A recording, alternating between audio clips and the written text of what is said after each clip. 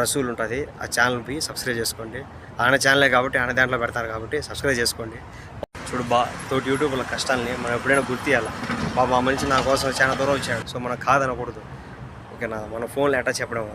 So ఆ మనిషి నా కోసం అదే 10కి వచ్చాడు ఫోన్ చేసి, దగ్గరకు వచ్చి నేర్పించచ్చు. ఓకేనా, మనం అట్టా చెప్పి అందరూ నేర్పిరాదు సామే, సెలవుకి వచ్చినప్పుడు వద్దాం. ఓకేనా, ఎట్లా నెంబర్ 1 నా ఉండే కొద్ది మందిలో అన్నను కూడా సబ్స్క్రైబ్ చేసుకోండి. నాకు ఉండే కొద్ది మందిలో సపోర్ట్ చేయను బా. నేను ఏంటంటే ఈ మనిషికి తెలియదు, ఎవరికి తెలియదు బా ఎడిటింగ్ ఎలా చేయాలో, వీడియోలు ఎలా చేయాలో. సో ఆ మనిషికి తెలియదు, నేను నేర్పించిన ఎడిటింగ్ ఇంకా బాగా చేస్తాడు. సో రసూల్ ఉంటుంది. ఆ ఛానల్కి సబ్స్క్రైబ్ చేసుకోండి. ఆయన ఛానలే కాబట్టి ఆయన దాంట్లో పెడతారు కాబట్టి సబ్స్క్రైబ్ చేసుకోండి.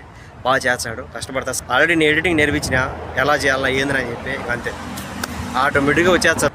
ఆటోమేటిక్గా వేరే సబ్స్క్రైబ్ చేసుకుంటారు.